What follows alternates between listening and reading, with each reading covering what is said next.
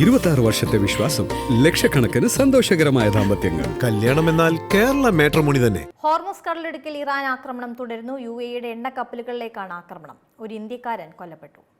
പശ്ചിമേഷ്യയിൽ ഇറാനും അമേരിക്കയും തമ്മിൽ ഏറ്റുമുട്ടൽ തുടരുകയാണ്. ഹോർമുസ് കടലിടുക്കിൽ 2 UAE ടാങ്കറുകൾക്ക് നേരെയാണ് ഇറാൻ മിസൈൽ ആക്രമണം നടത്തിയത്.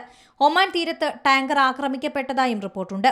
ഇറാൻ ആക്രമണം കടുപ്പിച്ചതോടെ അബുദാബിയിലെ US എംബസിയും ദുബായിലെ US കോൺസുലേറ്റും താൽക്കാലികമായി അടച്ചു.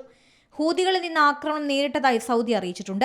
ഇറാഖിലും ആക്രമണം നടക്കുന്നു. അതിനിടെ ക്രൂയിസ് മിസൈൽ ഉപയോഗിച്ചുള്ള ആക്രമണത്തിൽ ഇന്ത്യൻ ജീവനക്കാരൻ കൊല്ലപ്പെടുകയും 6 ഇന്ത്യക്കാർ ഉൾപ്പെടെ 8 പേർക്ക് പരിക്കേൽക്കുകയും ചെയ്തു. ഒമാന്റെ പ്രാദേശിക സമുദ്രാതിർത്തിയിലൂടെ സഞ്ചരിച്ച മോംബാസ, ബാഹിയ എന്നീ ടാങ്കറുകളാണ് ആക്രമിക്കപ്പെട്ടത്. ആക്രമണത്തെ തുടർന്ന് 2 കപ്പലുകളിലും തീപിടുത്തമുണ്ടായി. അതേസമയം ഇറാനുമേലുള്ള നാവിക ഉപരോധം ഇന്ന് ആരംഭിക്കും. ഹോർമുസിന്റെ അധികാരം തങ്ങൾ പിടിക്കുമെന്ന് US അവകാശപ്പെടുന്നു. International desk C Malayalam news.